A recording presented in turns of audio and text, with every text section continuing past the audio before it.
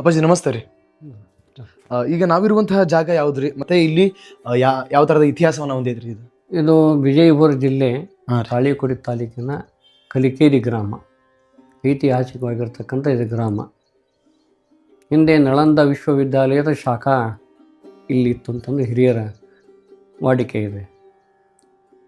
ಇಲ್ಲಿ ಧಾರ್ಮಿಕವಾಗಿ ಗುರು ಮರುಳಾರಾಧ್ಯ ಸಂಸ್ಥಾನ ಹಿರಿಯ ಮಠದ ಪರಂಪರೆ ಇದೆ. ಈ ಮಠ ಅರಳಗುಂಡಿಗೆಯ ಸಾಲಕ್ಯ ಮನೆತನದ ಶರಣಬಸವೇಶ್ವರರು ಜನ್ಮ ತಾಳಿದಾರಲ್ಲ, ನಿಮ್ಮೆಲ್ಲ ಜಗತ್ತಿಗೆ ತಿಳಿದಿರತಕ್ಕಂಥ ವಿಷಯ ಅದು. ಆ ಸಾಲಕ್ಕಿ ವಂಶಕ್ಕೆ ಗುರುಗಳು ಕೇವಲ ಶರಣಬಸಪ್ಪನಿಗೆ ಅಷ್ಟೇ ಅಲ್ಲ, ಆ ಮನೆತನಕ್ಕೆ ಕುಲಗುರುಗಳು. ಮುಂದೆ ಆ ಮನೆತನದಲ್ಲಿ ಹುಟ್ಟಿರ್ತಕ್ಕಂಥ ಶರಣಬಸಪ್ಪನಿಗೆ ಗುರುಗಳದಿಂದ ಅವರ ಆಶೀರ್ವಾದದಿಂದ ಹುಡ್ತಾನೆ. ಅವರಿಗೆ ಲಿಂಗ ದೀಕ್ಷೆ ಆಗ್ತೈತಿ. ಒಂದು ಅಕ್ಷರಾಭ್ಯಾಸ ಇಲ್ಲೇ ಮಾಡ್ತಾನೆ, ಅವನು ಗುರುಗಳ ಸೇವಾ ಮಾಡ್ತಾ. ಮುಂದೆ ಮದುವೆ ಒಪ್ಕೊಳ್ಳಲ್ಲ, ಗುರುಗಳ ಅಪ್ಪಣೆ ಮೇಲೆ ಮದುವೆನೂ ಆಗ್ತಾನೆ. ಗುರುವಿನ ಮಾರ್ಗದೊಳಗೆ ನಡೆದು ಗುರುವಾಕ್ಯ ಪರಿಪಾಲನೆಯನ್ನು ಮಾಡಿ ಒಬ್ಬ ಭಕ್ತ ಭಗವಂತನ ಮಟ್ಟಕ್ಕೆ ಏರೋದಕ್ಕೆ ಸಾಧ್ಯ ಅನ್ನೋದಕ್ಕೆ ಆ ಶರಣಬಸವೇಶ್ವರರೇ ಸಾಕ್ಷಿ. ಕಾಯಕ ದಾಸೋಹವನ್ನು ಎಲ್ಲ ಪರಂಪರೆಯನ್ನು ಈ ವೀರಶೈವ ಲಿಂಗಾಯತ ಧರ್ಮದಾಗಿರ್ತಕ್ಕಂಥ ನಾವು ಶಿವನ ಆರಾಧಕರು, ಶಿವನ ಭಕ್ತರು, ಈ ಶಿವ ಸಿದ್ಧಾಂತವನ್ನು ತನ್ನ ಬದುಕಿನೊಳಗೆ ಅನುಚಾನವಾಗಿ ಅವಿಚ್ಛಿನ್ನವಾಗಿ ನಡೆಸ್ಕೊಂಡು ಬಂದ. ನುಡಿದಂತೆ ನಡೆದಂತೆ ನುಡಿದವ. ಹಂಗೆ ಗುರುಗಳು ಹಾಕಿಕೊಟ್ಟ ಮಾರ್ಗದೊಳಗೆ ನಡೆದು ಇವತ್ತು ಕಲ್ಯಾಣವನ್ನು ಕಲಬುರಗಿಯನ್ನು ಕೈಲಾಸವನ್ನಾಗಿ ಮಾಡಿದ. ಇವೆಲ್ಲ ಕಟ್ಟುಕತೆಗಳಲ್ಲ. ಹೌದು. ಹಲವಾರು ಶರಣಗಳು ಕೂಡ ನಮ್ಮ ನಾಡಿನೊಳಗೆ ಆಗಿ ಹೋಗಿದ್ದಾರೆ. ವಿಶೇಷವಾಗಿ ವಿಜಯಪುರ ಜಿಲ್ಲೆನೇ. ನೀವು ಬಸವಣ್ಣ ತಗೊಂಡ್ರೂ ವಿಜಯಪುರ ಜಿಲ್ಲೆ ಭಾಗ್ಯವಾಡಿಯವನೇ. ಹೌದು ಅಂತ ಇದು ಬರಗಾಲದ ನಾಡು ಅಂತ ಕೆಲವು ಜನ ಕರೀತಾರೆ. ಬರಗಾಲದ ನಾಡು ಅಲ್ಲಿದು. ಕೃಷ್ಣನೂ ಇಲ್ಲೇ ಇದೆ. ಇಲ್ಲಿಂದೇ ಎಲ್ಲ ಕಡೆ ನದಿಗಳು ಆಂಧ್ರ ತಕ್ಕ ಹರಿದ್ರು ಕೂಡ ಹೌದು. ಬೇರೆಯವರಿಗೆ ಈ ನದಿಯ ಉಪಯೋಗ ಮತ್ತವರು ತೋಡಿರ್ಬೋದು. ಜ್ಞಾನದ ದೃಷ್ಟಿಯನ್ನು ತೋರಿ, ಸಾಮಾಜಿಕವಾಗಿ ತೋರಿ, ಶೈಕ್ಷಣಿಕವಾಗಿ ತೋರಿ ಸಾಧನೆ ಮಾಡಿರ್ತಕ್ಕಂಥ ಆಧ್ಯಾತ್ಮಿಕ ಆಗಿರಲಿ ಎಲ್ಲ ಕ್ಷೇತ್ರದಲ್ಲಿ ಸಾಧನೆ ಮಾಡಿರ್ತಕ್ಕಂಥ ಸಾಧಕರು ಈ ವಿಜಯಪುರ ಜಿಲ್ಲೆ. ಅದರದ್ದು ಮಹತ್ವ ಐತಿ. ಅದರೊಳಗೆ ವಿಶೇಷವಾಗಿ ಕಲಬುರಗಿ ಶರಣಬಸವೇಶ್ವರ ಗುರು ಪರಂಪರೆ ಇದು ಮಠವಾಗಿದೆ. ಆ ಕಲಬುರಗಿ ಶರಣಬಸವೇಶ್ವರರ ಈಗೇನು ಮೂರ್ತಿಗಳು ಎರಡು ಇದಾವಲ್ಲ, ಕಲಬುರಗಿಯಲ್ಲಿ ಎರಡು ಮೂರ್ತಿಗಳದಾವಲ್ಲ, ಅವು ಎರಡೂ ಮೂರ್ತಿಗಳು ಶರಣಬಸವೇಶ್ವರರಲ್ಲ. ಒಂದು ಗುರುವಿನ ಮೂರ್ತಿ, ಅವರು ಗುರುಗಳಾಗಿರ್ತಕ್ಕಂಥ ಕಲಿಕೇರಿಯ ಮರುಳಾರಾಧ್ಯರು. ಎರಡನೇದ್ದು ಬಲಕಿರೋರು ಮರುಳಾರಾಧ್ಯರು, ಎರಡಕ್ಕಿರೋರು ಶರಣಬಸವೇಶ್ವರರು. ಎರಡು ಮೂರ್ತಿಗಳು ಯಾಕೆ ಬಂದು ಅಂತಂದಾಗ ಅವರ ಅಂತ್ಯ ಸಮಯದೊಳಗೆ ಶರಣಬಸವೇಶ್ವರ ಏನು ಹೇಳ್ತಾರೆ, ಎಲ್ಲ ಭಕ್ತರು ಅವರು ಭಕ್ತರನ್ನ ಬಿಟ್ಟು ಅಗಲುವಂಥ ಸಂದರ್ಭದೊಳಗೆ ದುಃಖಿತರಾಗಿ ನೀವಿಲ್ಲದೆ ಮುಂದೆ ನಮ್ಮ ಬದುಕು ಹೆಂಗೆ ಅಂತ ಚಿಂತಾಕ್ರಾಂತ ಆಗುವಂಥ ಸಂದರ್ಭದೊಳಗೆ ಚಿಂತೆ ಮಾಡಬೇಡ್ರಿ. ಮಕ್ಕಳಿಲ್ಲದವರಿಗೆ ಮಕ್ಕಳನ್ನು ಕೊಟ್ಟೀನಿ, ಬರಗಾಲ ಬಂತಂದ್ರೆ ಬರಗಾಲನ ದೂರ ಮಾಡೀನಿ, ನಿಮ್ಮೆಲ್ಲರ ಇಷ್ಟಾರ್ಥಗಳನ್ನು ನಾನು ಈಡೇರಿಸೀನಿ. ಎಲ್ಲ ಶಕ್ತಿ ನನ್ನಿಂದ ಸಾಧ್ಯ ಆಗಿದ್ದು ಗುರು ಹಾಕಿಕೊಟ್ಟ ಮಾರ್ಗದಾಗ ನಾನು ನಡೆದೀನಿ. ಗುರು ಕಟ್ಟಿರ್ತಕ್ಕಂಥ ಲಿಂಗವನ್ನು ಅಂಗದ ಮೇಲೆ ಸದಾ ಧಾರಣ ಮಾಡಿಕೊಂಡು ತ್ರಿಕಾಲ ಲಿಂಗ ಪೂಜೆಯನ್ನು ಮಾಡೀನಿ, ಕಾಯಕ ದಾಸೋಹವನ್ನು ಮಾಡೀನಿ, ಗುರುಲಿಂಗ ಜಂಗಮರ ಸೇವಾ ಮಾಡೀನಿ, ಬೆದ್ದವ್ರನ್ನ ಬೀಳುತ್ತಿರೋರನ್ನ ಸಲುಹುವಂಥ ಕೆಲಸ ಮಾಡೀನಿ. ಮುಖ ನನ್ನದಿದೆ, ಮುಂದೆ ಗುರಿ ಇರಬೇಕಂತ, ಹಿಂದೆ ಗುರು ಇರಬೇಕಂತ ಎಲ್ಲ ಸಾಧನೆಯನ್ನು ಮಾಡಿನಿಲ್ಲ. ಅಸಾಧ್ಯವಾದದ್ದನ್ನು ಸಾಧ್ಯ ಮಾಡಿ ತೋರ್ತೀನಿ. ಕಲಿಯುಗದ ಕಾಮಧೇನು ಕಲ್ಪವೃಕ್ಷ ಆಗಿರ್ತಕ್ಕಂಥ ನನ್ನ ಗುರು ಆರಾಧ್ಯ ದೈವವಾಗಿರ್ತಕ್ಕಂಥ ಕಲಿಕೇರಿಯ ಹಿರಿಯ ಮಠದ ಗುರು ಮರುಳಾರಾಧ್ಯರ ಕೃಪಾಶೀರ್ವಾದದಿಂದ ನಿಮ್ಮೆಲ್ಲರ ಭಕ್ತರ ಇಚ್ಛೆಗಳನ್ನು ಈಡೇರಿಸುವಂಥ ಸಾಮರ್ಥ್ಯ ನನಗೆ ಒದಗಿ ಬಂದದ್ದು. ಅದಕ್ಕೆ ಈ ಶ್ರೇಯ ನನಗೆ ಸಲ್ಲಬಾರದು, ನನ್ನ ಗುರುವಿಗೆ ಸಲ್ಲಬೇಕು ಅಂಥೇಳಿ ನಾಳೆ ಮುಂದೆ ನೀವು ಗುಡಿಯನ್ನು ಕಟ್ಟೋದಾದ್ರೆ, ಗದ್ದಿಗೆಯನ್ನು ಕಟ್ಟೋದಾದ್ರೆ, ಆವಾಗ ನನ್ನ ಬಲಗಡೆಯನ್ನು ನನ್ನ ಗುರುವಿನ ಮೂರ್ತಿ ಇಡಬೇಕು, ಎಡಗಡೆಯನ್ನು ನನ್ನ ಮೂರ್ತಿ ಇಟ್ಟು ನಿಮ್ಮ ಕಾರ್ಯವನ್ನು ಮಾಡ್ಕೊತೋರಿ. ದೇಹ ಅಷ್ಟೇ ಇರಲ್ಲ, ನಾನು ಇರ್ತೀನಿ, ನನ್ನ ಗುರು ಮರುಳಾರಾಧ್ಯನು ಸೂರ್ಯ ಚಂದ್ರ ಇರುವವರೆಗೂ ನಾವೆಲ್ಲ ಇದ್ದೇ ಇರ್ತೀವಿ. ನಿಮ್ಮೆಲ್ಲ ಕಷ್ಟಗಳಿಗೆ ನೋವುಗಳಿಗೆ ಸದಾಕಾಲ ನಮ್ಮ ಆಶೀರ್ವಾದ ನಿಮ್ಗೆ ಇದ್ದೇ ಇರುತ್ತಂತ ಆ ಶರಣ ಬಸವೇಶ್ವರರು ಆಶ್ವಾಸನೆ ಕೊಟ್ಟಂಗೆ ಅವ್ರ ವಾಕ್ಯ ಪರಿಪಾಲನೆ ಹೆಂಗೆ ಇಲ್ಲಿಯೂ ಕೂಡ ಈಗಲೂ ಕೂಡ ಆ ಪರಂಪರೆ ಹಾಗೆ ನಡ್ಕೊಂಡು ಹೋಗ್ತಾ ಇದೆ. ಜಾತ್ರೆ ಆಗಲಿ ಇಲ್ಲಿ ಎಲ್ಲ ಕೂಡ ಮಠದ ಪರಂಪರೆಯೊಂದಿಗೆ ಹೊಂದಾಣಿಕೆಯಿಂದ ಹೋಗ್ತೈತೆ ಎಲ್ಲ. ಅಷ್ಟೇ ಅಲ್ಲದೆ ಜಾತಿವಾದವನ್ನು ಮೆಟ್ಟುವಂಥ ಕೆಲಸವನ್ನು ಆಗಿನ ಕಾಲದೊಳಗೆ 17ನೇ ಶತಮಾನದೊಳಗೆ ಶರಣ ಬಸವೇಶ್ವರರಿಂದ ಆಯ್ತದ. ಹೌದ್ರಿ. ಕಡ್ಕೋಳದ ಮಡಿವಾಳಪ್ಪ ತಂದೆ ಬೇರೆ ತಾಯಿ ಬೇರೆ. ಹೌದ್ರಿ. ಯಾರೂ ಲಿಂಗ ದೀಕ್ಷೆ ಕೊಡಂಗಿಲ್ಲ. ಸತ್ಯವನ್ನ ನಾವು ಮನಬಿಚ್ಚಿ ಹೇಳಬೇಕಾಗ್ತದೆ. ಹೌದೌದು. ಕಡ್ಕೋಳದ ಮಡಿವಾಳಪ್ಪ ಹುಟ್ಟಬೇಕಾದ್ರೆ ಚನ್ನಮಗಿರಿ ಮಹಂತ ಅಪ್ಪುಗಳ ಆಶೀರ್ವಾದದಿಂದ ಅನ್ನೋದನ್ನು ಈ ಜಗತ್ತು ಯಾರು ಬರಿಬಾರ್ದು. ಹೌದು. ಅವನ ಆಶೀರ್ವಾದ ಬಲದಿಂದ ಅವ ಹುಟ್ಟಿದ. ಅದು ವಿಧಿ ಆಟ, ಭಗವಂತನ ಇಚ್ಛೆ. ಅವ ಹುಟ್ಟಕ್ಕಿಂತ ಮುಂಚೆ ಚನ್ನಮಗಿರಿ ಮಹಂತ ಶ್ರೀಗಳು ಲಿಂಗೈಕ್ಯ ಆಗಿಬಿಟ್ರು. ಹೌದು. ಲಿಂಗೈಕ್ಯರಾದ ಮೇಲೆ ಮುಂದೆ ಹುಟ್ಟುತ್ತಾನೆ, ತಾಯಿ ಕೈಯಾಗ ಬಾಳ್ತಾನೆ, ಬೆಳಿತಾನೆ. ವಿದ್ಯಾಭ್ಯಾಸ ಮಾಡಕ್ಕೆ ಹೋದಂಥ ಸಂದರ್ಭದಲ್ಲಿ ತಾಯಿ ಬೇರೆ ತಂದೆ ಬೇರೆ ಅನ್ನುವಂಥ ವಿಷಯಕ್ಕೆ ಅನುಗುಣವಾಗಿ ಸಮಾಜ ಯಾವ ರೀತಿ ನೋಡ್ತದೆ ಅನ್ನೋದೆಲ್ಲ ತಮಗೆಲ್ಲರಿಗೂ ಗೊತ್ತೈತಿ. ಆ ದೃಷ್ಟಿಕೋನದಲ್ಲಿ ಆ ಸಮಾಜದ ನಿಂದೆಗಳನ್ನು, ಅಪಮಾನಗಳನ್ನು, ಅವನಿಗಾದಂಥ ನೋವುಗಳು, ಅಪಮಾನಗಳು ಜಗತ್ತಿನಲ್ಲಿ ಯಾವ ಶರಣರಿಗೂ ಮಹತ್ವರಿಗೂ ಆಗಿಲ್ಲ. ಅಂಥ ನೋವುಗಳಾಗಿ ಅವ ಬದುಕಿರಬಾರ್ದು ಅಂತನ್ನುವಂಥ ತೀರ್ಮಾನಕ್ಕೆ ಬರ್ತಾನೆ. ಅಂತಹ ಸಂದರ್ಭದೊಳಗೆ ಊರೊಳಗೆ ಚನ್ನಮಗಿರಿಯ ಮಹಂತ ಮಠದ ಶಾಖಾ ಮಠ ಆಗಿರ್ತಕ್ಕಂಥ ಬಿದನೂರೊಳಗೆ ಹಿರಿಯ ಮಠ ಅಂತ ಇರ್ತೈತಿ. ಆ ಊರೊಳಗೆ ಇರ್ತಕ್ಕಂಥ ಪಟ್ಟುದೇವರಿಗೆ ಹೋಗಿ ಅವರ ಅಪೇಕ್ಷೆಯನ್ನು, ಲಿಂಗ ದೀಕ್ಷೆಯನ್ನು ನಮಗೆ ಕೊಡಬೇಕು ಅಂತೇಳಿ ಬಿಡ್ಕೊಂಡಾಗ ಹಾದಿಗೆ ಹೋಗೋರಿಗೆಲ್ಲ, ಹಾದರ್ ಕುಟ್ಟದವ್ರಿಗೆಲ್ಲ ಲಿಂಗ ಕಟ್ಟಕ್ಕಾಗಂಗಿಲ್ಲ ಅಂತ ಕಳಿಸಿದ ಮೇಲೆ, ತಿರಸ್ಕಾರ ಮಾಡಿದ ಮೇಲೆ ಮನಸ್ಸಿಗೆ ನೋವು ಆಗಿ ಅವರು ಮನೆಗೆ ಬಂದು ಮಕ್ಕೊಂಡ್ಬಿಡ್ತಾನೆ. ಊಟ ಮಾಡಲ್ಲ, ಏನೂ ಮಾಡಲ್ಲ, ಹಾಗೆ ಮಕ್ಕೊಂತಕ್ಕನ ರಾತ್ರಿ ಕನಸಿನಲ್ಲಿ ಚನ್ನಮಗಿರಿ ಮಹಂತ ಶ್ರೀಗಳು ಬಂದು, ಚಿಂತೆ ಮಾಡಬೇಡಪ್ಪ, ನಿನಗೆ ಲಿಂಗ ಕಟ್ಟೋ ಗಣವಾಗ ಈ ಭಾಗದಾಗ ಯಾರೂ ಇಲ್ಲ, ಅರಳಗುಂಡಿಗೆ ಒಳಗೆ ಶರಣಬಸಪ್ಪ ಅಂತ ಅದಾನೆ, ಆ ಶರಣರ ಕಡೆ ಹೋಗು, ನಿನ್ನ ಆಸೆ ಈಡೇರ್ತದ, ನಿನ್ನ ಇಚ್ಛೆ ಈಡೇರ್ತದ ಅಂತ ಹೇಳಿದಾಗ ಆ ಊರಿನ ಮಲ್ಲಿಕಾರ್ಜುನ ಗೌಡ್ರು ಅಂತ ಇರ್ತಾರೆ. ಅದನ್ನು ಅವ್ರ ಹತ್ರ ಹೋಗಿ ವಿಷಯ ಹಿಂಗಿಂಗೆ ನಿನ್ನೆ ಆಯಿತು ಅಂತ ಹೇಳಿದಾಗ ತಾಯಿ ಮಗ ಕೂಡಿ ಇಬ್ಬರು ಮಡಿವಾಳಪ್ಪರು ಕೂಡಿ ಹೋಗಿ ಹೇಳಿದಾಗ ಆಯಿತು, ಇಲ್ಲರ ಯಾಕಲಕ್ಕೆ ನಮ್ಮ ಆಸೆ ಈಡೇರ್ತದೆ ಅಂತಂದ್ರೆ ಅಲ್ಲಿಗೆ ಹೋಗಿ ನಾ ಕರ್ಕೊಂಡು ಹೋಗೋ ಜವಾಬ್ದಾರಿ ನನಗೆ ಇರಲಿ ಅಂತೇಳಿ ತಂದೆಯ ಸ್ಥಾನದನ್ನು ಹೊತ್ಕೊಂಡು ಮಲ್ಲಿಕಾರ್ಜುನ ಗೌಡರು ಅವ್ರು ಕರ್ಕೊಂಡು ಹೋಗ್ತಾರೆ ಅಲ್ಲಿಗೆ. ಅಲ್ಲಿ ಕರ್ಕೊಂಡು ಹೋದ ಮೇಲೆ ಹೋಗಿ ಶರಣರಿಗೆ ಕಾಯಕ ದಾಸೋಹದೊಳಗೆ ಇರ್ತಾರೆ. ನಿತ್ಯ ಹಸಿದವರಿಗೆ ಅನ್ನವನ್ನು ಬಡಿಸೋದೇ ಭಕ್ತರೇ ಭಗವಂತ ಅನ್ನುವಂಥ ಭಾವನೆಯಿಂದ ಅವರು ಮಾಡ್ತಿರ್ತಾರೆ, ಕೆಲಸವನ್ನು ಮಾಡ್ತಿರ್ತಾರೆ. ಇವರು ಬರುವಿಕೆಯನ್ನು ನೋಡಿದ ಮೇಲೆ, ಬಂದ ಮೇಲೆ ಇದೇ ಉದ್ದೇಶಕ್ಕೆ ಬಂದಾರ ಅನ್ನೋದು ಅವರಿಗೂ ಅರ್ಥ ಆಗ್ತದೆ. ಕಾಲ ಜ್ಞಾನಿಗಳು ಇರ್ತಾರೆ, ಇವರು ವಿಷಯನೂ ಕೇಳ್ಕೊತಾರೆ. ಅದಕ್ಕೆ ಅವ್ರಂತಾರ, ಲಿಂಗ ದೀಕ್ಷೆಯನ್ನು ಕೊಡೋದಕ್ಕೆ ಅದಕ್ಕೆ ಆಗಿರ್ತಕ್ಕಂಥ ಒಂದು ವ್ಯವಸ್ಥೆ ಇದೆ. ಅದಕ್ಕೆ ನಮ್ಮೂರಿನ ಪೂಜ್ಯರಿಂದ ನಿಮಗೆ ಕೊಡಿಸ್ತೀನಿ ಅಂಥೇಳಿ ಮಾತು ಕೊಡ್ತಾರೆ. ಒಟ್ಟು ನಿಮ್ಮ ಅಪೇಕ್ಷೆ ಏನಿದೆ ಈಡೇರಿಸೋದು ಜವಾಬ್ದಾರಿ ನನ್ನದಂತ ಜವಾಬ್ದಾರಿ ತಗೊಂಡ ಮೇಲೆ ಅಲ್ಲಿಯ ಸ್ವಾಮೀಜಿಯವರಾಗಿರ್ತಕ್ಕಂಥ ಹಳೆಪೇಟೆ ಬಸಯ್ಯನವರ ಕಡೆ ಹೋಗಿ ಲಿಂಗ ದೀಕ್ಷೆಯನ್ನು ಕೊಡಿಸುವಂಥ ಪ್ರಯತ್ನವನ್ನು ಮಾಡ್ತಾರೆ. ಆವಾಗ ಅವರೂ ಕೂಡ ಈ ಸಮಾಜ ನಿಂದೆಯನ್ನು ಹೆದರಿ ಅವರು ಕೂಡ ತಿರಸ್ಕಾರವನ್ನು ಮಾಡ್ತಾರೆ.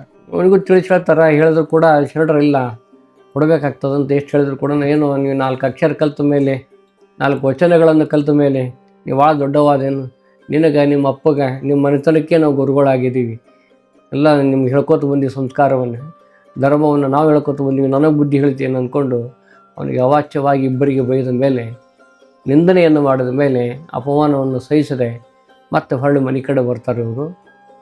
ಒಂದು ಮೇಲೆ ಅವರು ಚಿಂತಾಕ್ರಾಂತ ಆಗ್ತಾರೆ. ಕಡ್ಕೊಂಡು ಮಡಿವಾಳ ಇಲ್ಲಿ ಬಂದಾರ, ನಮಗೆ ಆಸೆ ಈಡೇರ್ತದೆ ಅಂದ್ಕೊಂಡು ಇಲ್ಲಿನೂ ಹಿಂಗಾಯ್ತಲ್ಲ, ಮತ್ತೆ ನಿರಾಶೆನೇ ಐತಲ್ಲ, ಮತ್ತಿನ್ನೇನು ಬಂದು ದಾರಿನೇ ಇಲ್ಲಲ್ಲ ಅಂಥೇಳಿ ಅವ್ರಿಗೆ ದುಃಖಿತರಾದಂಥ ಸಂದರ್ಭದೊಳಗೆ ಅವಾಗ ಶರಣಬಸಪ್ಪನವ್ರು ಹೇಳ್ತಾರೆ, ಒಮ್ಮೆ ಮಾತು ಕೊಟ್ಟಿನ ಅಂತಂದಮೇಲೆ ನನ್ನ ಮಾತೆಂದು ನಸುಳಾಗಿ ಬಿಡಂಗಿಲ್ಲ. ಇವ್ರು ಕೊಡ್ದಿದ್ರೆ ಏನಂತೆ, ನಮ್ಮಪ್ಪ ಕಲಿಕೇರಿ ಮರಳಾರದ್ದೆ ಅದಾನೆ, ಅವನ ಕಡೆಯಿಂದ ಲಿಂಗ ದೀಕ್ಷೆ ಕೊಡಿಸ್ತೀನಿ ಅಂತಂತಾರೆ. ಇದು ಕೊನೆಯ ಆಸೆ ಉಳಿತೈತಿ. ಅವಾಗ ಅವರಿಬ್ಬರು ಕೂಡಿ ಕಲಿಕೇರಿಗೆ ಬರ್ತಾರೆ. ಕಲಿಕೇರಿ ಬಂದು ಮಠದ ಹೊರಗಡೆ ಇಬ್ಬರು ವಿಚಾರ ವಿನಿಮಯ ಮಾಡ್ಕೋತಾರೆ. ಅಲ್ಲಿ ಪ್ರಯತ್ನ ಮಾಡಿದ್ವಿ, ಅಲ್ಲಿಲ್ಲ, ಇದು ಕೊನೆಯ ಪ್ರಯತ್ನ. ಹೌದು, ಇದು ಪ್ರಯತ್ನವನ್ನು ನಾವು ಯಶಸ್ವಿ ಮಾಡ್ಕೋಬೇಕಾಗ್ಯದ. ಇಲ್ಲಂತಂದ್ರೆ ನಮಗೆ ಬೇರೆ ದಾರಿನೇ ಇಲ್ಲ. ನಮ್ಮ ಆಸೆ ನಿಷ್ಫಲ ಆಗ್ತದೆ, ಕನಸು ನನಸಾಗಂಗಿಲ್ಲ. ಅವ್ರು ಏನು ಮಾಡ್ತಾರೆ, ಮಾತಾಡ್ಕೋತಾರೆ, ಗುಪ್ತವಾಗಿ ಮಾತಾಡಿಕೊಂಡು ಒಂದು ನಿರ್ಣಯಕ್ಕೆ ಬಂದು ಗುರುಗಳ ಹತ್ರ ಬಂದು ಕೂತ್ಕೋತಾರೆ. ಭಾಳ ದಿನಗಳ ಮೇಲೆ ಮರಳಾರದ್ದರ ಹತ್ತಿರ, ಗುರುವಿನ ಹತ್ತಿರ ಶಿಷ್ಯ ಶರಣಬಸಪ್ಪ ಬಂದಿದ್ದು ನೋಡಿ ಭಾಳ ಖುಷಿ ಆಗ್ತದೆ. ಹೆಂಗಂದ್ರೆ ಗುರು ಶಿಷ್ಯರ ಸಂಬಂಧ ಅಂದ್ರೆ ಅದು ತಾಯಿಯ ಮಕ್ಕಳ ಸಂಬಂಧ, ಪ್ರೀತಿ ವಾತ್ಸಲ್ಯ ಅಂಥದ್ದು ಇರ್ತದೆ. ಗುರುವಿನ ಅಂತಃಕರಣ ಹಂಗಿರ್ತದೆ. ಕಾಮಧೇನುಗೆ ಹೋಲಿಸ್ತಾರೆ, ಗುರುವಿಗೆ ತಾಯಿಗೆ ಹೋಲಿಸ್ತಾರೆ ಅಂತ. ಗುರು ಭಾಳ ದಿನದ ಮೇಲೆ ತಾನು ಬೆಳೆಸಿರ್ತಕ್ಕಂಥ ಒಬ್ಬ ಶಿಷ್ಯ ಈ ಮಟ್ಟದಲ್ಲಿ ಬೆಳೆದದ್ದು ತಂದೆ ಮೀರಿ ಮಗ ಬೆಳೆದಂತಂದ್ರೆ ತಂದೆಗೆ ಎಷ್ಟು ಖುಷಿ ಆಗ್ತದೆ. ಅಷ್ಟೇ ಖುಷಿ ಮಗ ಬೆಳೆದದ್ದು ಅಂದ್ಕೊಂಡು ಭಾಳಷ್ಟು ಆನಂದ ಪಟ್ಟಿರ್ತಾರೆ.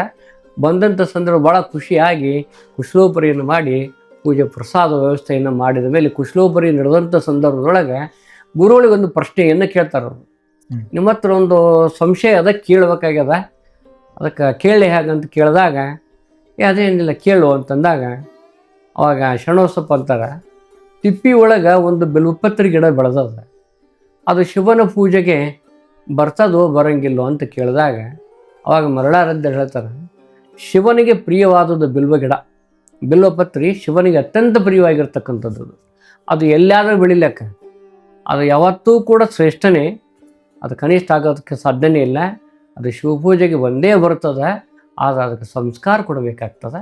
ಸಂಸ್ಕಾರ ಕೊಟ್ಟರೆ ಶಿವನ ಪೂಜೆಗೆ ಅದು ಯೋಗ್ಯ ಆಗ್ತದೆ ಅಂದಾಗ ಅವಾಗ ಗುರುಗಳು ಮಾತಿನಲ್ಲಿ ಸಿಗಿಬಿಡ್ತಾರೆ. ಹಂಗಿದ್ದಾರೆ ಕಟ್ರಿ ಲಿಂಗ ದೀಕ್ಷೆ ಅಂತಾರೆ. ಮಡಿವಾಳಪ್ಪನ ತಂದು ಮಾರಿ ಮುಂದೆ ಕೂಡಿಸಿಬಿಡ್ತಾರೆ. ಆಗ ಮಡಿವಾಳಪ್ಪನಿಗೆ ಲಿಂಗ ದೀಕ್ಷೆಯನ್ನು ಕೊಡ್ತಾರೆ. ಮಡಿವಾಳಪ್ಪ ಹುಟ್ಟುತ್ತಲೇ ಬ್ರಹ್ಮಜ್ಞಾನಿ. ಅವನು ಗುರುವಿನ ಆಶೀರ್ವಾದ ಹುಟ್ಟಕ್ಕಿಂತ ಮುಂಚೆನೇ ಆಗಿತ್ತು, ಅದರ ಬಲದಿಂದ ಅವನು ಹುಟ್ಟುತ್ತಲೇ ಬ್ರಹ್ಮಜ್ಞಾನಿ. ಆ ದೃಷ್ಟಿಕೋನದಲ್ಲಿ ಅವ ಅಷ್ಟಕ್ಕೆ ಸಮಾಧಾನ ಆಗಂಗಿಲ್ಲ. ಅವ ನನಗೆ ಬ್ರಹ್ಮೋಪದೇಶವನ್ನು ಕೊಡ್ರಿ ಅಂತ. ಬ್ರಹ್ಮೋಪದೇಶ ಕೊಡು ಅಂತ ತಕ್ಷಣ ಅವಾಗ ಮರಳಾರದ್ದರಂತಾರೆ ಒಂದು ಮಾತನ್ನು ಹೇಳ್ತಾರೆ ಅವರು, ಒಮ್ಮೆ ನಿನಗೆ ಲಿಂಗ ದೀಕ್ಷೆಯನ್ನು ಕೊಟ್ಟಿ ಅಂದಮೇಲೆ ಕಾಣಿಕೆಯನ್ನು ಸಮರ್ಪಣೆ ಮಾಡೋದು ನಮ್ಮ ಪರಂಪರೆ ಇದೆ. ಅದಕ್ಕೆ ನೀ ಗುರುಕಾಣಿಕೆಯನ್ನು ನನಗೆ ಕೊಡಬೇಕು ಅಂತ ಕೇಳಿದಾಗ ಅದ್ರಲ್ಲಿ ನನಗೆ ಗುರುಕಾಣಿಕೆ ಮುಟ್ಟಿಸು, ಮುಂದಿನ ವಿಚಾರ ಮಾಡೋಮಂತಾರೆ. ಆಗ ಗುರುಗಳು ಭಾಳ ಅದು ಏನು ಅವ್ರು ಎಷ್ಟದ ಅಪೇಕ್ಷೆದ ಅಷ್ಟು ಕಾಣಿಕೆಯನ್ನು ಕೇಳ್ತಾರೆ ಅಂದ್ಕೊಂಡು, ಆಯ್ತು ಅವ್ರಿಗೆ ನೀವು ಎಷ್ಟು ಹೇಳ್ತಾರೆ, ನೀವೇನು ಅಂತೀರೋದನ್ನ ನಾನು ಕೊಡ್ತೀನಿ ಅಂತ ಹೇಳಿದಾಗ ಒಪ್ಕೋತಾನೆ ಅವನು. ಗುರುಗಳು ಅವಾಗ ಏನು ಕಾಣಿಕೆಯನ್ನು ಬೇಡ್ತಾರೆ ಅಂತಂದ್ರೆ, ಯಾಕಂತಂದ್ರೆ ಸ್ವಾರ್ಥಿ ಆಗಬಾರ್ದು. ಇದು ಸಂತರ ಶರಣರ ಮಹಾತ್ಮರ ಬದುಕು ನಿಸ್ವಾರ್ಥದ ಬದುಕು, ಸಮಾಜದ ಹಿತದ ಬದುಕು, ಧರ್ಮದ ಹಿತದ ಬದುಕು, ದೇಶದ ಹಿತದ ಬದುಕು ಅವ್ರದ್ದು. ತಮಗಾಗಿ ಬದುಕಿದವರಲ್ಲ ಅವರು. ದೇಶಕ್ಕಾಗಿ, ಸಮಾಜಕ್ಕಾಗಿ, ಭಕ್ತರ ಹಿತಕ್ಕಾಗಿ, ಧರ್ಮದ ಹಿತಕ್ಕಾಗಿ, ಈ ಪರಂಪರೆಯ ಸಂಸ್ಕೃತಿಯ ಹಿತಕ್ಕಾಗಿ, ಎಲ್ಲ ಮಾನವ ಕುಲಕೋಟಿಗೆ ಉದ್ಧಾರಕ್ಕಾಗಿ ಅವರು ಬದುಕನ್ನು ಸವಿಸಿದವರು, ತಮಗಾಗಿ ಬದುಕಿದವರಲ್ಲ. ಚಳುವಗಿರಿ ಮಹಾಂತ ಶ್ರೀಗಳು ಮತ್ತು ಮರುಳಾರಾಧ್ಯರು ಆತ್ಮೀಯ ಸ್ನೇಹಿತರು, ಸಮಕಾಲೀನರು. ಅವರು ಲಿಂಗೈಕ್ಯ ಆಗಿದ್ದಂಥ ಸಂದರ್ಭ ಗಮನಕ್ಕೆ ಇವ್ರಿಗೂ ಇರ್ತೈತೆ. ಯಾರ ಆಶೀರ್ವಾದದ ಬಲದಿಂದ ಇವ ಹುಟ್ಟ್ಯಾನ, ಅವರ ಆಶೀರ್ವಾದದಿಂದನೇ ಇವರಿಗೆ ಲಿಂಗ ದೀಕ್ಷೆ ಆಗಬೇಕಾಗಿತ್ತು. ವಿಧಿಯ ಆಟ ಇದು ನನ್ನ ಪಾಲು ಬಂದೈತಿ, ಹಂಗಂತೇಳಿ ಶ್ರೇಯ ನಾನು ತಗೊಳ್ಳೋದು ಸರಿಯಲ್ಲ ಅನ್ನೋ ಉದ್ದೇಶಕ್ಕಾಗಿ ಆ ಮಠ ಮತ್ತು ಲಿಂಗೈಕ್ಯ ಆದಮೇಲೆ ಆ ಮಠ ಮುಳುಗಬಾರ್ದು. ಈ ಮಠ ಬೆಳೆದಂಗೆ ನನ್ನ ಮಠ ಬೆಳೆಸಕ್ಕೆ ನನ್ನ ಮಗನ ಆ ಮಠನ ಬೆಳಿಬೇಕು ಅನ್ನುವಂಥ ವಿಶಾಲ ಮನೋಭಾವದಿಂದ ಅವ್ರು ಏನು ಮಾಡ್ತಾರೆ, ನೀನು ಬ್ರಹ್ಮೋಪದೇಶವನ್ನು ತಗೊಳ್ಳೋದೇ ಆದ್ರೆ ಚಿಣಮಗಿರಿಯ ಮಹಾಂತ ಶ್ರೀಗಳಿಂದನೇ ತಗೋಬೇಕು. ಆ ಮಠದ ಪರಂಪರೆಯ ಉತ್ತರಾಧಿಕಾರಿಗಳು ಯಾರು ಇರ್ತಾರೆ ಅವ್ರ ಕಡೆಯಿಂದೇ ತಗೋ. ಲಿಂಗ ದೀಕ್ಷೆಯನ್ನು ಕಲಿಕೇರಿ ಮರುಳಾರಾಧ್ಯರು ಕೊಟ್ಟಾರ ಅಂತ ನೀ ಹೇಳು, ಮುಂದಿನ ಬ್ರಹ್ಮೋಪದೇಶವನ್ನು ಅವರು ಕೊಡ್ತಾರೆ. ಇದೇ ನನ್ನ ಗುರುವಾಕ್ಯ ಮತ್ತು ನೀನು ನನಗೆ ಕೊಡುವ ಗುರು ಕಾಣಿಕೆ ಅಂತ ಹೇಳ್ತಾರೆ. ನೀನು ಎಲ್ಲೂ ಕೂಡ ನಮ್ಮ ಹೆಸರನ್ನ ನಿನ್ನ ಪದ್ಯದಲ್ಲಿ ಅಂಕಿತನಾಮವಾಗಿ ಆಗಲಿ ಬೇರೆ ಯಾವ ರೀತಿಯಲ್ಲಿ ಕೂಡ ನನ್ನ ಹೆಸರನ್ನು ಎಲ್ಲಿಯೂ ಬಳಸಬಾರದು ಅಂತ ಇದು ಗುರು ಕಾಣಿಕೆಯಾಗಿ ಬೇಡ್ತಾರ. ಹಂಗ ಏಕಲವ್ಯನಿಗೆ ದ್ರೋಣಾಚಾರ್ಯ ಹೆಬ್ಬಟ್ಟನ್ನು ಬೇಡಿದ್ರು. ಆ ದಾರಿನೇ ಬೇರೆ, ಈ ದಾರಿನೇ ಬೇರೆ. ಆ ಮಠ ಬೆಳಿಲಿ ಅನ್ನೋ ಉದ್ದೇಶಕ್ಕಾಗಿ ಆ ಮಹಂತ ಶಿವಾಚಾರ್ಯರ ಹೆಸರದಿಂದ ನಾಮದಿಂದ ನೀನು ತತ್ವದ ಹರಿಕಾರನಾಗಿ ಬೆಳಿಬೇಕು ಅಂಥೇಳಿ ಅವರು ಆದೇಶವನ್ನು ಮಾಡ್ತಾರೆ. ಅದೇ ಪ್ರಕಾರ ಮುಂದೆ ಹೋಗಿ ಅವರಿಂದ ಮುಂದೆ ಪ್ರಸ್ತುತ ಯಾರು ಇರ್ತಾರೆ ಅವ್ರ ಕಡೆಯಿಂದ ಬ್ರಹ್ಮೋಪದೇಶವನ್ನು ತೋತಾರೆ. ನಾವು ದೀಕ್ಷಾ ಗುರುಗಳು, ಮೋಕ್ಷ ಗುರುಗಳು ಚೆನ್ನಗಿರಿ ಮಹಾಂತ ಶ್ರೀಗಳಂತ ಈ ಇತಿಹಾಸವನ್ನು ಹೊಂದಿರತಕ್ಕಂಥದ್ದು. ವಿಶಾಲವಾದ ಪರಂಪರೆಯನ್ನು ಹೊಂದಿರತಕ್ಕಂಥ ಮಠ ಇದು. 3000 ವರ್ಷದ ಇತಿಹಾಸವನ್ನು ಹೊಂದಿರತಕ್ಕಂಥ ಮಠ. ಆಮೇಲೆ ನಾವು 51ನೇ ಪೀಠಾಧಿಪತಿಗಳು, ಮಠಾಧ್ಯಕ್ಷರು. 17ನೇ ಶತಮಾನದಲ್ಲೇ ಇರ್ತಕ್ಕಂಥ ಶರಣಬಸಪ್ಪ ನಮ್ಮ ಮಠದಲ್ಲಿ ಎಷ್ಟು ಜನ ಸ್ವಾಮೀಜಿಯವರಾಗಿರ್ತಾರೆ, ಕಾಮನ್ ಆಗಿ ಎಲ್ಲರಿಗೂ ಮರಳಾರಾಧ್ಯ ಕರೀತಾರೆ. ನಮ್ಮ ಹೆಸರು ಸಿದ್ದರಾಮ ಶಿವಾಚಾರ್ಯ ಇದ್ದರೂ ಕೂಡ ಹೆಚ್ಚಾಗಿ ಈ ಪರಂಪರೆ, ಆ ಪ್ರಭಾವ ಆರಂಭದಿಂದ ಮರಳಾರಾಧ್ಯರ ಪರಂಪರೆ ಮಠ ಇದು. ಎಲ್ಲರಿಗೂ ಕೂಡ ಮರಳಾರಾಧ್ಯರಂತ ಅದು ಕಾಮನ್ ಆಗಿ ಕರೀತಾರೆ. ಮತ್ತು ಕಲಬುರಗಿ ಒಳಗೆ ಈಗೇನು ಗುಡಿ ಐತಿಲ್ಲ, ಆ ಗುಡಿ 2ನೇ ಸಾರಿ ಕಟ್ಟಿದ್ದು. ಮೊಟ್ಟ ಮೊದಲನೇ ಗುಡಿ ಕಟ್ಟಿರ್ತಕ್ಕಂಥದ್ದನ್ನು ರಜಾಕರ ಹಾವಳಿ ಒಳಗೆ ಆ ಗುಡಿ ಹಂಪಿ ಹಂಗೆ ಒಡೆದು ಹಾಕಿದ್ರು. ಹಾಗೆ ಈ ಗುಡಿನೂ ಒಡೆದು ಹಾಕಿ ಆ ಗುಡಿಯ ಬೆಳ್ಳಿ ಮೂರ್ತಿಗಳನ್ನು ಅವ್ರು ತೊಗೊಂಡೋಗಿರ್ತಾರೆ ಅಲ್ಲಿ ನಿಧಿ ಆಸೆಗಾಗಿ. ಮುಂದೆ ಆವಾಗಿದ್ದಿರ್ತಕ್ಕಂಥ ಶರಣಬಸವನ ವಂಶಸ್ಥರು, ಪೀಠಾಧಿಪತಿಗಳು ಅಲ್ಲಿಯವರು ಏನಿರ್ತಾರಲ್ಲ, ಅವರು ಕೋಟನ್ನು ಅಲ್ಲಿ ಹೋರಾಡಿ ಮಾಡಿ ತಮ್ಮಂತೆ ಮಾಡ್ಕೊಂಡು ಬರ್ತಾರೆ. ಆದರೆ ಅವಕ್ಕೆ ಪೆಟ್ಟು ಬಿದ್ದಿರ್ತಾವಲ್ಲ, ಮುಕ್ಕಾದಂಥ ಮೂರ್ತಿಗಳನ್ನು ಇಟ್ಟು ಪೂಜೆ ಮಾಡಬಾರ್ದು ಅಂಥೇಳಿ ಆ ಮೂರ್ತಿಗಳನ್ನು ಹೊಳ್ಳಿ ಗುರುವಿನಿಗೆ ತಂದು ಮುಟ್ಟಿಸ್ತಾರೆ ಅವರು. ಆ ಮೊಟ್ಟ ಮೊದಲ ಮೂರ್ತಿಗಳು ನಮ್ಮ ಮಠದೊಳಗದಾವು. ಇನ್ನು ಈಗಿರೋದು ಗುಡಿಯನ್ನು ಮತ್ತೊಮ್ಮೆ ರೀಕನ್ಸ್ಟ್ರಕ್ಷನ್ ಮಾಡಿರ್ತಕ್ಕಂಥದ್ದು ಮಠ. ಕಲಬುರಗಿ ಶರಣಬಸವೇಶ್ವರರ ಗುರು ಪರಂಪರೆ ಆಗಿರ್ತಕ್ಕಂಥ ಕಲಿಕೇರಿಯ ಗುರು ಮರಳಾರಾಧ್ಯ ಸಂಸ್ಥಾನ ಹಿರಿಯ ಮಠವು ಈಗಲೂ ಕೂಡ ನಿರಂತರವಾಗಿ ಆ ಪರಂಪರೆಯನ್ನು, ಸಂಪ್ರದಾಯವನ್ನು, ಆಚರಣೆಗಳನ್ನು, ಸಂಸ್ಕಾರ ಸಂಸ್ಕೃತಿಯ ನೆಲೆಗಟ್ಟಿನಲ್ಲಿ, ಧರ್ಮದ ನೆಲೆಗಟ್ಟಿನಲ್ಲಿ ಭಕ್ತರ ಸಹಕಾರದೊಂದಿಗೆ, ಭಕ್ತರ ಪ್ರೀತಿಯ ಪಾತ್ರದೊಂದಿಗೆ, ಸಾಲಕ್ಕಿ ಮನೆತನಕ್ಕೂ ಈಗಲೂ ಕೂಡ ಅನೂಚಾನವಾಗಿ ಅವಿಚ್ಛಿನ್ನವಾಗಿ ಆ ಪರಂಪರೆಯಿಂದ ನಡೆಸ್ಕೊಂಡು ಬರ್ತಾ ಇದೆ. ಈ ಫೋಟೋದಲ್ಲಿ ಏನು ಕಾಣ್ತದಲ್ಲ, ಈ ಫೋಟೋದಲ್ಲಿ ಕಾಣ್ತಾ ಇರ್ತಕ್ಕಂಥದ್ದು ದೊಡ್ಡಪ್ಪ ಅಂದರೆ ಈ ಮೊನ್ನೆ ಲಿಂಗೈಕ್ಯ ಆಗಿರ್ತಕ್ಕಂಥ 8ನೇ ಪೀಠಾಧಿಪತಿ ಆಗಿರ್ತಕ್ಕಂಥ ಶರಣಬಸಪ್ಪ ಅವರ ತಂದೆಯವರಾಗಿರ್ತಕ್ಕಂಥ ದೊಡ್ಡಪ್ಪ ಅವರ ಪಾರ್ಥಿವ ಶರೀರವಿದೆ. ಅವರು ಅಂತ್ಯ ಸಂಸ್ಕಾರ ಅಂತ ಸಂದರ್ಭದೊಳಗೆ ಆ ಸಂಸ್ಥಾನವನ್ನು, ಶರಣಬಸವೇಶ್ವರ ಸಂಸ್ಥಾನವನ್ನು ಮುಂದುವರಿಸ್ಕೊಂಡು ಹೋಗೋದಕ್ಕೆ ಉತ್ತರಾಧಿಕಾರಿಯಾಗಿ 8ನೇ ಪೀಠಾಧಿಪತಿಯಾಗಿ ಶರಣಬಸಪ್ಪ ಅವರನ್ನು ನಿಯುಕ್ತಿ ಮಾಡತಕ್ಕಂಥ ಧಾರ್ಮಿಕ ವಿಧಿಯನ್ನು, ಸಂಸ್ಕಾರವನ್ನು ನಡೆಸುವಂಥ ಅಪರೂಪದ ಭಾವಚಿತ್ರ ಇದಾಗಿದೆ.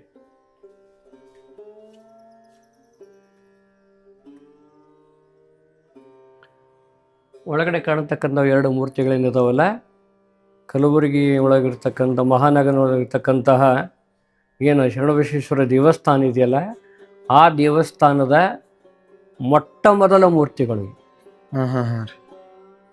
ಈಗಿರೋದು. ಮತ್ತೊಮ್ಮೆ ಪರ್ಯಾಯವಾಗಿ ಮಾಡ್ಕೊಂಡಿರ್ತಕ್ಕಂಥದ್ದು ಮೊಟ್ಟ ಮೊದಲ ಮೂರ್ತಿಗಳು, ಅಪರೂಪದ ಮೂರ್ತಿಗಳು. ರಜಾಕರ ಹಾವಳಿ ಒಳಗೆ ಅವಕ್ಕೆ ಮೂರ್ತಿಗೆ ಪೆಟ್ಟಾಗಿದ್ದರಿಂದ ಗುಡಿ ಎಲ್ಲ ಒಡೆದು ಹಾಕಿದಾರಲ್ಲ, ಅವಾಗ ಮೂರ್ತಿಯನ್ನು ಪೆಟ್ಟದು ಹೊಳೆ ತೊಗೊಂಡೋಗಿದ್ದರು ಅವರು. ನಿಜಾಮರ ಆಳ್ವಿಕೆ ಒಳಗೆ ಆಗಿರ್ತಕ್ಕಂಥ ಸಂದರ್ಭದೊಳಗೆ ಒಂದು ಕೋಟೆಯಲ್ಲಿ ನ್ಯಾಯ ಆಡಿ ತಮ್ಮಂತೆಯನ್ನು ಮಾಡಿಕೊಂಡು ಶರಣರು ತೊಗೊಂಬಂದ್ರನ್ನ ಮುಕ್ಕಾದದ್ದನ್ನು ಮೂರ್ತಿಯನ್ನು ಇಟ್ಟು ಪೂಜೆ ಮಾಡಬಾರ್ದು ಅಂತೇಳಿ ಗುರುವಿನ ಗದಿಗೆ ಮಠಕ್ಕೆ ತಂದು ಅರ್ಪಣೆ ಮಾಡಿದ್ದಾರೆ. ಆ ಮೂರ್ತಿಗಳನ್ನು ಹಾಗೆ ನಾವು ಕಾಪಾಡ್ಕೊಂಡು ಬಂದೀವಿ. ಈ ಗುಡಿ ಒಳಗಿರ್ತಕ್ಕಂಥ ಮೂರ್ತಿ ಇದೆಲ್ಲ ಕರ್ತೃ ಗದಿಗೆ ಗುರು ಮರಳಸಿದ್ದೇಶ್ವರ ಪರಂಪರೆ ಇದು. ಶರಣಬಸವೇಶ್ವರ ಸಮಕಾಲೀನರಿರ್ತಕ್ಕಂಥ ಮರಳಾರಾಧ್ಯರು ಏನಿದ್ದಾರಲ್ಲ, ಭಾಳಷ್ಟು ಜನ ಆಗಿ ಹೋಗಿದ್ದಾರೆ. ಆದ್ರೆ ಶತಮಾನ ಬರಕ ಇವರು 17ನೇ ಶತಮಾನಕ್ಕೆ ಬರ್ತಾರ. ಶರಣಬಸಪ್ಪನ ಸಮಕಾಲೀನವರು. ಶರಣಬಸಪ್ಪಗೂ ಮತ್ತು ಮರಳಾರಾಧ್ಯರಿಗೂ 42 ವರ್ಷ ಫರಕ. 42 ವರ್ಷ ಅವ್ರು ದೊಡ್ಡವರು ಮರಳಾರಾಧ್ಯರು, 42 ವರ್ಷ ಸಣ್ಣವರು ಇವರು. ಇವರು ಮರಳಾರಾಧ್ಯರು, ಇವರು ಮೂಲ ಮರಳಸಿದ್ದೇಶ್ವರರು. ನಮ್ಮ ಜೊತೆ ಏನ್ ಮಾತಾಡಿದ್ರು ಈಗ ಆ ಸದ್ಯಕ್ಕಿರುವಂತಹ ಮಠಾಧಿಪತಿಗಳು ಇವರು ನೋಡಿ, ಶ್ರೀ ಸಿದ್ದರಾಮ ಶಿವಾಚಾರ್ಯರು 51ನೇ ಪೀಠಾಧಿಪತಿಗಳು ಇವರು. ನೋಡ್ತಿದ್ರಲ್ವಾ, ನಮ್ಮ ಜೊತೆ ಇದ್ದಾರೆ ನೋಡಿ.